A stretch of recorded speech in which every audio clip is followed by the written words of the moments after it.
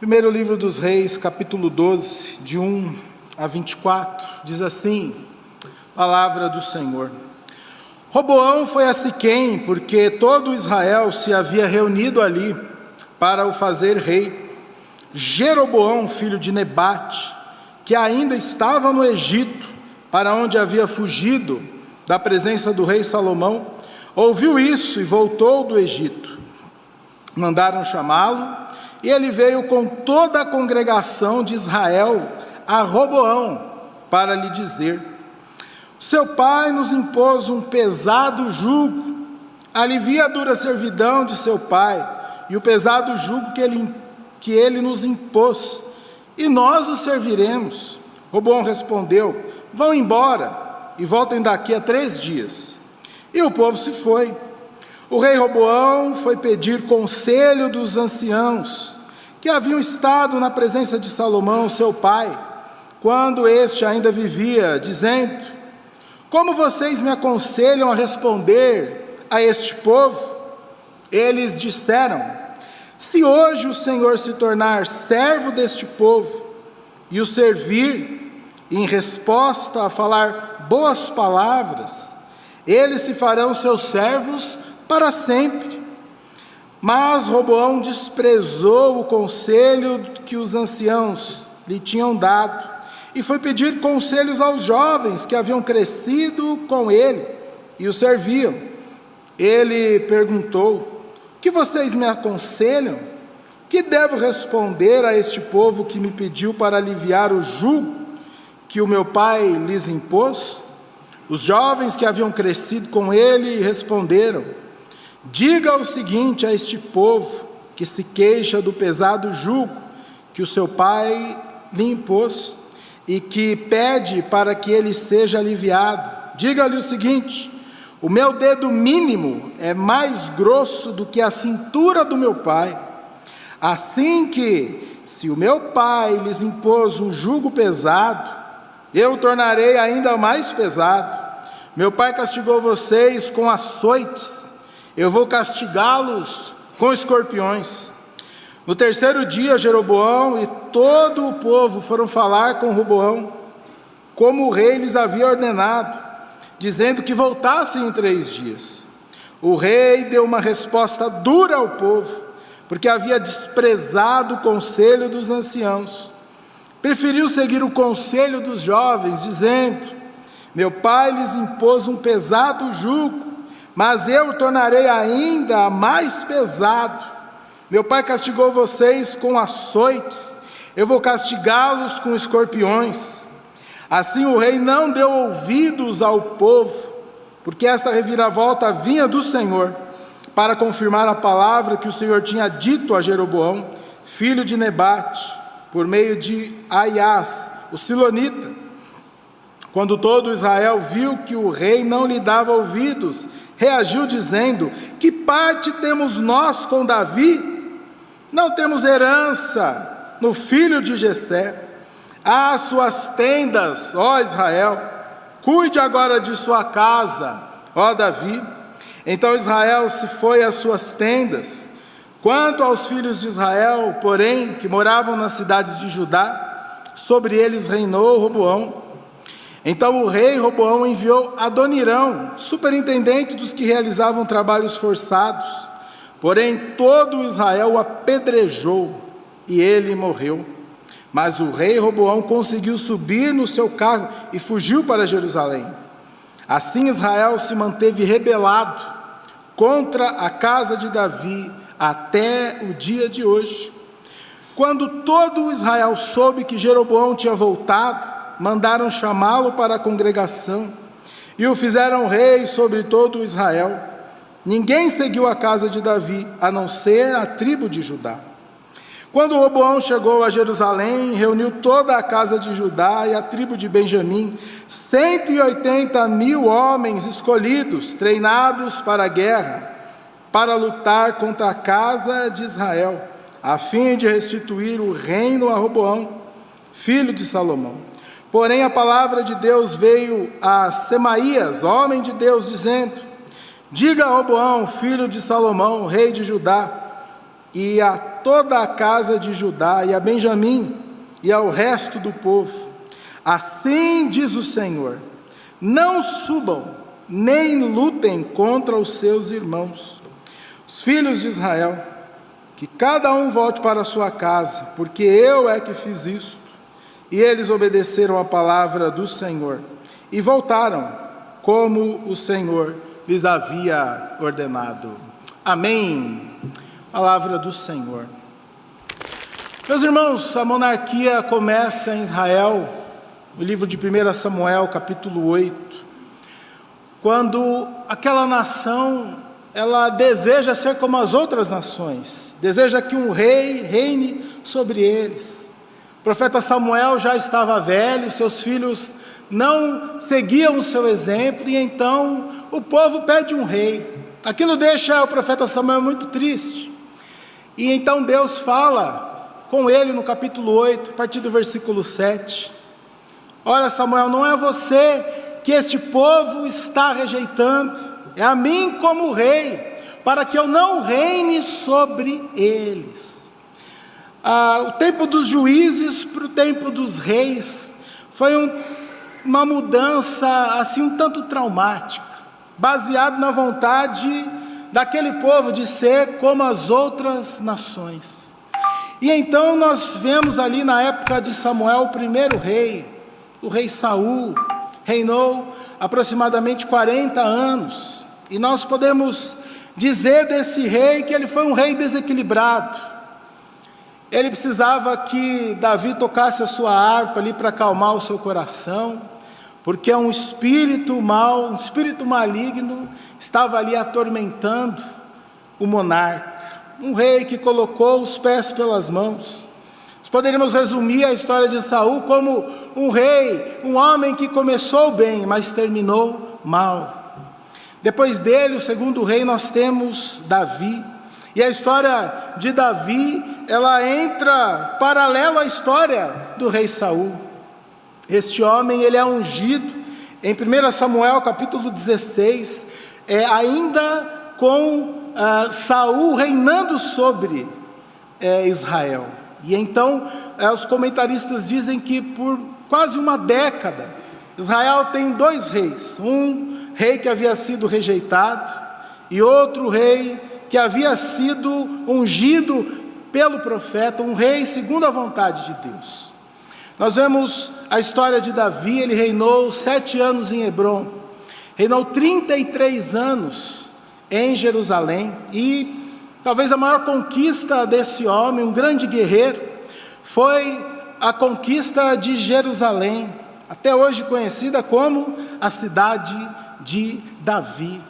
Davi conseguiu ali, com seus esforços, com a ajuda de Deus, momento único, momento muito especial na história de Israel. Depois dele, nós temos o seu filho Salomão, e Salomão, ele amplia tudo aquilo que Davi havia feito. Ele amplia as fronteiras, ele amplia o exército. Salomão vive um tempo de prosperidade, um tempo de paz. Se você voltar aqui no capítulo 10 de primeiro livro dos reis, você vai ver que esse homem, ele exportava sabedoria.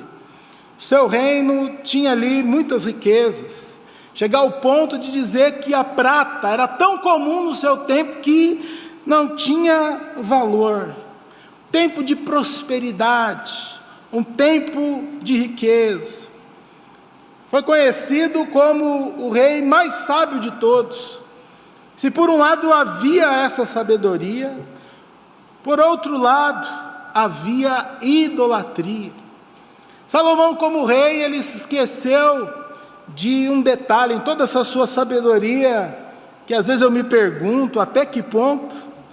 Toda a sua sabedoria, ele esqueceu coisas básicas, como a ordem de Deuteronômio, capítulo 17, versículos 16 e 17, quando o Senhor diz ali na lei as ordens para o futuro rei de Israel. Olha, cuidado para não multiplicar muitos cavalos e muitas mulheres. E foi isso que esse homem fez. ele se cobriu de muitas carruagens, cavalos, um exército poderoso e de muitas mulheres. Ele, como rei, precisava meditar na lei do Senhor para que o seu coração não se exaltasse. E você já sabe que aconteceu tudo ao contrário. Salomão viveu um momento de grande prosperidade econômica, porém com um grande custo para o seu povo. Havia grandes feitos de Salomão, grandes obras, e quem pagava a conta? O povo. Já ouviu alguma história parecida? Os governantes e toda ali a pompa, toda a ostentação, e o povo sofrendo. Esse é o contexto do capítulo 12, o texto dessa noite. Salomão reinou também por volta de 40 anos, e o seu filho, Roboão, sucede o trono de Israel. No capítulo 12 nós temos todo o povo, todo Israel se reunindo ali em Siquém. E esse homem, ele tem o reconhecimento, a autoridade. O povo reconhece que ele, de fato, é o novo rei. E é interessante que outro personagem aqui, Jeroboão, aparece, que era a oposição na época de Salomão, e ele volta do exílio, e ele lidera ali o discurso daqueles que estavam sendo oprimidos. Por um lado havia um reino próspero, de sabedoria e muita riqueza, mas por outro lado, aqueles que estavam sendo oprimidos pelos duros impostos, pelos trabalhos forçados, pelo alistamento militar. E todo o povo que já reconheceu aquele homem, Roboão, como rei, faz um pedido. Era razoável o pedido deste povo. Olha, rei, se o Senhor maneirar aí nos encargos, nos impostos, nós vamos servir o Senhor. Olha só, meus irmãos, é um pedido justo. Já havia reconhecido esse homem como rei, já estavam ali prontos para servi-lo, e fazem um pedido: olha, vamos acertar aqui, e nós vamos seguir em frente, você é o rei. Um pedido justo.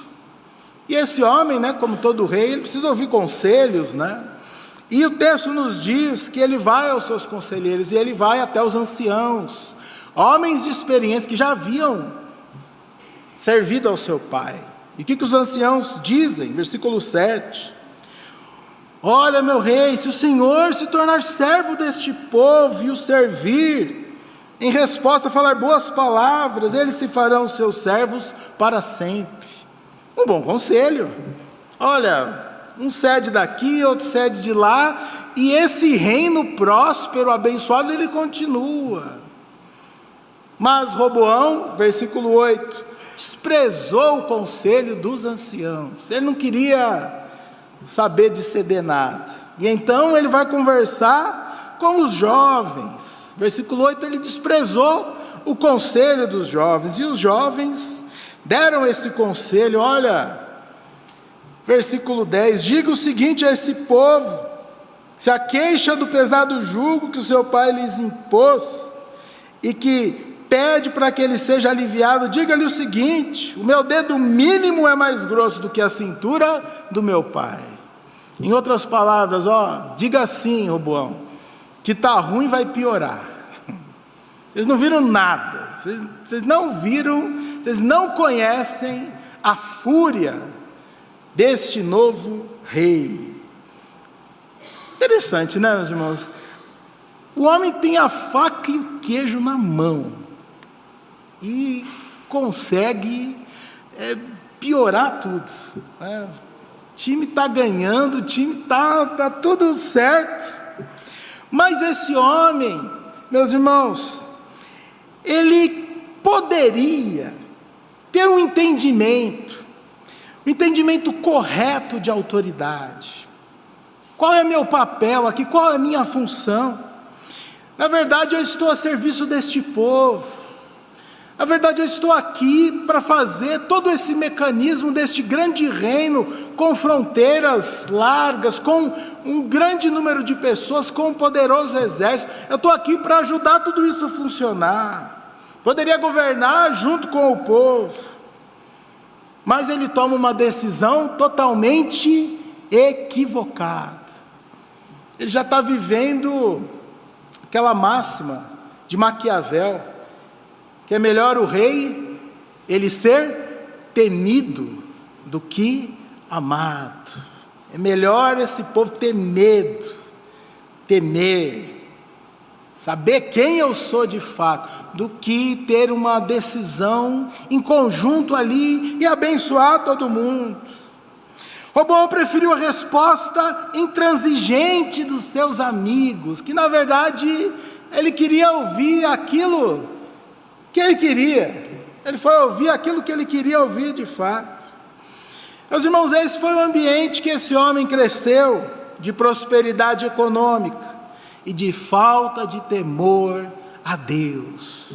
Da mesma forma que havia riqueza e prosperidade, ouro, prata em abundância, havia falta de Deus ali para direcionar a vida deste homem. Nós estamos vendo o fruto daquilo que ele viveu. Se Salomão é conhecido pela sua sabedoria, o seu filho é conhecido pela sua idiotice, insensatez. Diante daquele povo ele poderia tomar uma atitude para o bem-estar de todos, mas não. Israel se divide, e por um lado nós temos a estupidez de Roboão, em uma decisão que só visava ali o seu lado, e do outro lado nós temos uma decisão impulsiva do povo. Versículo 16, quando todo o povo de Israel viu que o rei não lhe dava ouvidos, reagiu: que parte temos nós na casa de Davi? Ou seja, o que nós temos com esta família, o que nós temos com essa dinastia? Basta, voltem às suas tendas, cada um por si.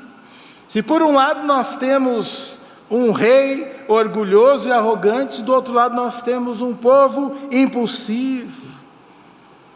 O ambiente que Roboão cresceu foi esse ambiente, de muita prosperidade, falta de temor a Deus, e o resultado, um reino dividido.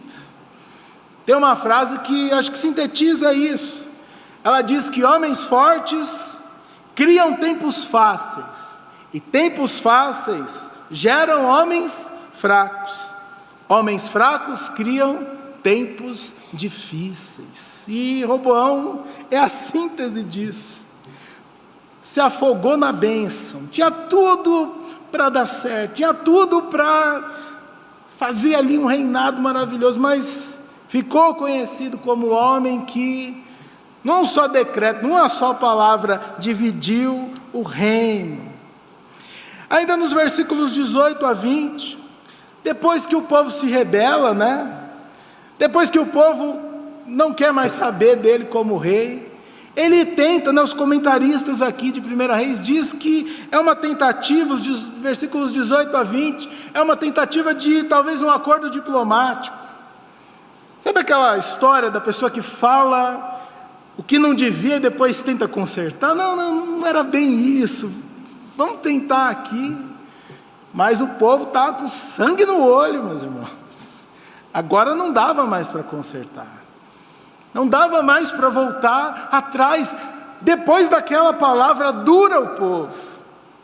E então, esse acordo diplomático vira uma catástrofe. Seu funcionário Adonirão morreu apedrejado, e quase que as pedradas lá acertam Roboão também.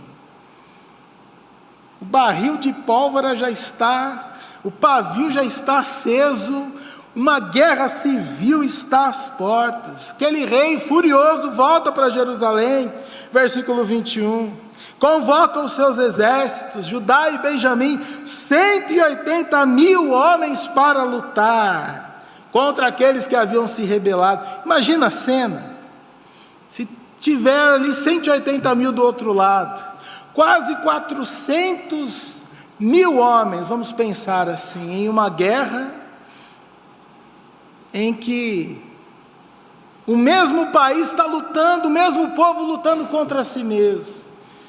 E eu ouvi uma frase que diz assim: numa guerra civil não existem nem vencedores nem perdedores. O que de fato existe são sobreviventes. Imaginou um país lutando contra o outro, como que isso vai prosperar? Como isso pode dar certo? Então Deus se pronuncia em meio a toda essa insanidade. Parece que a história vai acabar ali, o reino vai se implodir. Então Deus, ele se revela. Versículo 24, a palavra de Deus vem ao profeta Semaías, e ele diz: olha, vamos parar com tudo isso. Ninguém vai lutar aqui. Assim diz o Senhor, eu permiti tudo que isso acontecesse. E parece que aquela história vai acabar num banho de sangue, um país destruído. Mas mesmo assim Deus mostra a sua autoridade e diz: não, pare com tudo isso. E aquela nação, ela volta às suas casas. E finalzinho aqui do 24, ele diz: e eles obedeceram a palavra do Senhor e voltaram como o Senhor lhes havia ordenado.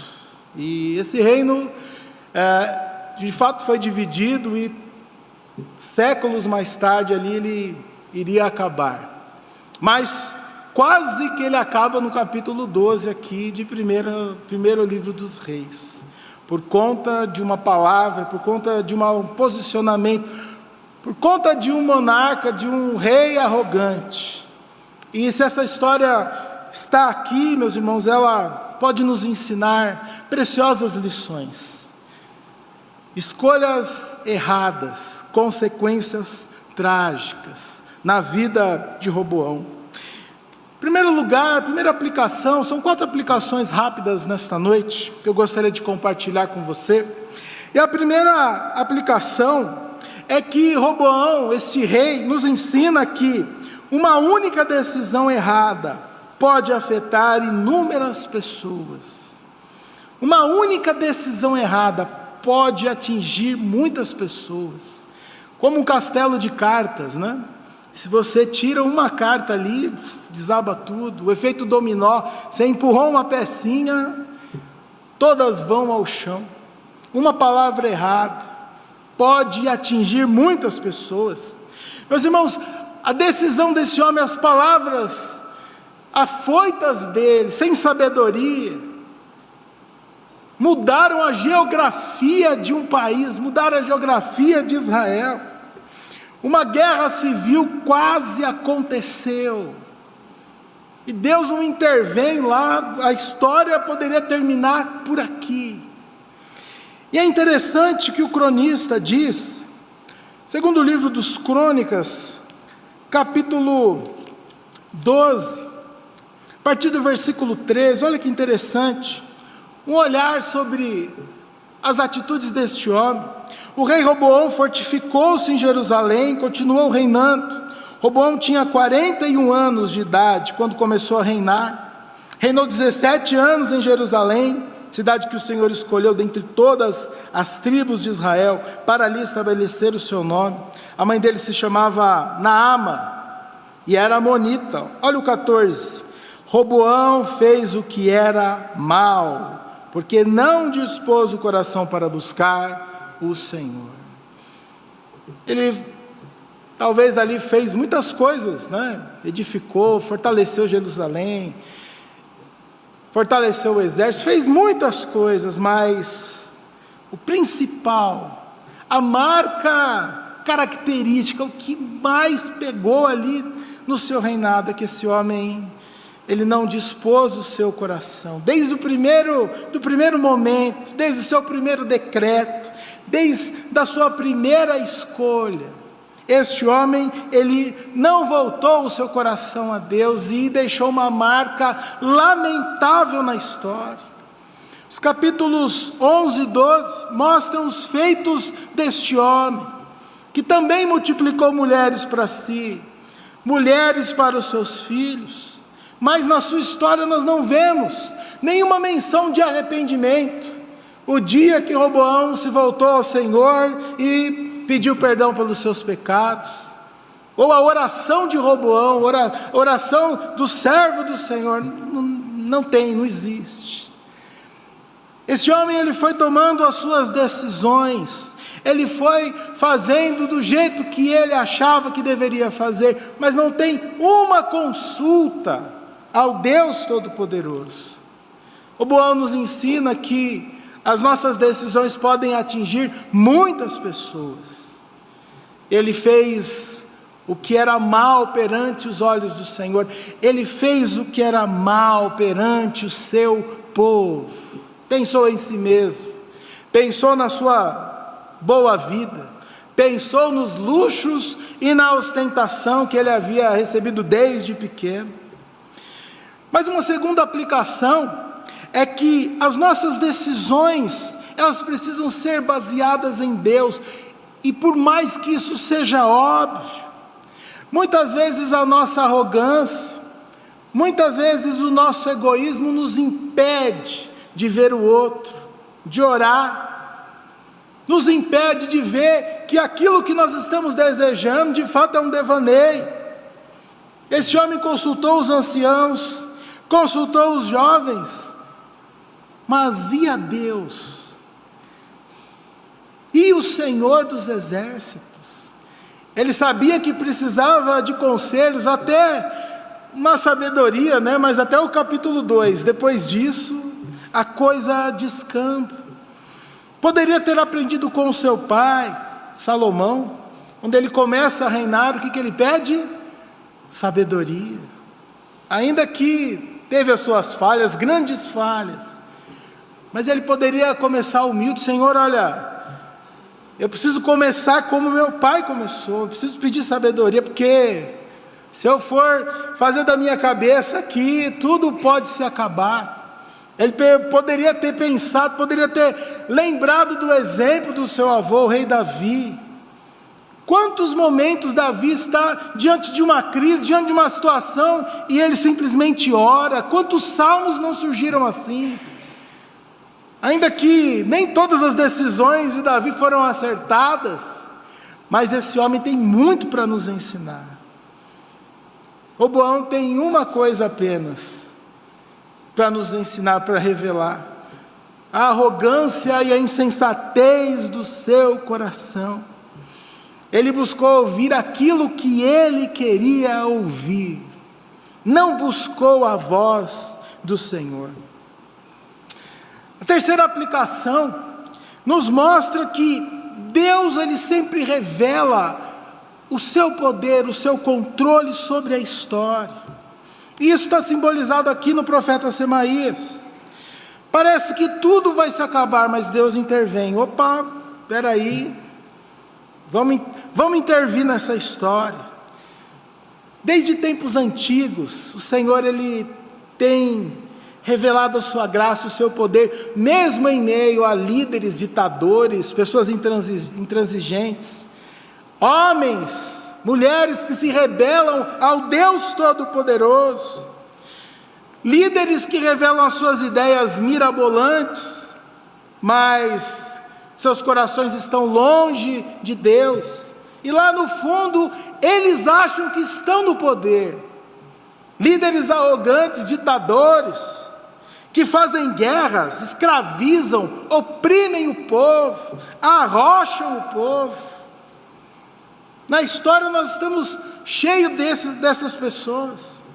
Desde o início, Gênesis capítulo 11, a partir do versículo 4, os homens têm uma ideia mirabolante: vamos construir uma torre que chegue até os céus, não seremos espalhados, e o nosso nome será famoso. Você lembra do nome de um construtor de Babel? Da torre lá? Nenhum. Deus olha para aquilo no versículo 7, fala assim: olha, eu vou descer e vou atrapalhar, vou confundir a língua deles. Deus intervém, Deus age no meio da história. Outro líder, Faraó ali, no livro de Êxodo, se achava um Deus, até ele conhecer a ira de Deus, o juízo de Deus sobre aquela nação. Deus intervém para realizar os seus propósitos. Daniel capítulo 4, poderoso Nabucodonosor, que se achava o homem que fazia e acontecia, e não glorificava a Deus por aqueles feitos, e durante 7 anos esse homem precisou viver como um animal, como um bicho, até que um dia ele se volta a Deus e fala: olha, Senhor, tudo isso é obra das tuas mãos. No nosso tempo também estamos cheios desses líderes. Em fevereiro deste ano, o senhor Vladimir Putin, em seu discurso anual, disse que se os seus planos ali na Ucrânia, você sabe de tudo que está acontecendo, se os seus planos fossem atrapalhados pela OTAN, então haveria uma guerra nuclear, e seria o fim da raça humana. Você viu esse discurso? Claro, no comecinho do ano. 2 horas esse homem falando, e um dos seus ditos foi esse: olha, se me atrapalhar vai ser o fim da existência humana. Tolo, coitado, logo passará, logo será apenas mais um que tentou realizar planos mirabolantes. Logo estes que se dizem, Oriente, Ocidente, essas grandes potências, logo eles desaparecerão, como as ruínas dos grandes impérios que hoje é visita para turista, Aqui existia um grande império romano, aqui existia um grande império babilônico, persa, e tantos por aí. Nos nossos dias, nós somos assombrados, Notícia do jornal, um mês atrás, sobre a mesquita ali em Jerusalém, o Domo Dourado. Nós estávamos vendo os mísseis sendo atingidos, os mísseis iranianos sendo atingidos pela bateria antiaérea de Jerusalém, e eu olhei e falei: olha, isso é uma imagem apocalíptica mesmo, viu? Meu Deus, que é isso? Mas estes homens, esses poderosos, esses arrogantes, tanto tempo eles dizem que estão no controle, mas eles não estão. Deus está no controle de todas as coisas. Ele intervém. Ele está conduzindo a história de uma maneira soberana, de uma maneira soberana, de uma maneira misteriosa. Deus está cuidando de todas as coisas. Mas a última aplicação que eu queria trazer para o nosso coração, não tem como falar sobre as nossas escolhas. Escolhas erradas, consequências trágicas. Cuidado, meu irmão e minha irmã, com as suas escolhas. Cuidado, porque a todo momento nós estamos exercendo decisões e escolhas, algumas corriqueiras, algumas do dia a dia, outras escolhas que podem mudar o destino das nossas vidas. Algumas escolhas são inevitáveis a todo momento, esquerda, direita, o que roupa vestir, o que comer, tal. Mas outras decisões e escolhas são muito preciosas para nós tomarmos essas decisões por opiniões de terceiros, ou pela nossa própria insensatez, ou tomarmos decisões sem consultar o Deus Todo-Poderoso. São decisões importantes demais. Nós não podemos tomar decisões segundo a nossa opinião, segundo o nosso coração. Decisões que precisam ser tomadas de joelhos dobrados, baseadas na vontade de Deus. Decisões que glorifiquem a Deus. Precisamos submeter a nossa vontade ao Deus Todo-Poderoso, ao Rei da Glória, aquele que está de maneira poderosa dirigindo este mundo, dirigindo todas as nações. Decisões que glorifiquem a Deus. E é interessante que alguns se acham quase que o Todo-Poderoso, dizem assim: olha, na minha vida eu não me arrependo de nada, se eu pudesse faria tudo igual novamente. Eu olho e falo, mas você é Deus então? Como? Como você não se arrepende de nada? Como você acertou todas as vezes? Que o nosso coração possa ser preenchido pela humildade, possa ser preenchido pela soberania de Deus, para que as nossas decisões glorifiquem o Rei da Glória, glorifiquem o Deus Todo-Poderoso. Nesta noite, meus irmãos, amada igreja, é sábio reconhecer os nossos erros, é sábio reconhecer que existe um Deus soberano e que nós vamos prestar contas a Ele. É sábio reconhecer que a história deste mundo está nas mãos de um Deus que misteriosamente, soberanamente dirige a tudo e todos, e que as nossas decisões, sejam as micro decisões, sejam as macro decisões da nossa vida, sejam baseadas na sua vontade, na sua palavra, e glorifiquem ao Senhor, em nome de Jesus. Amém?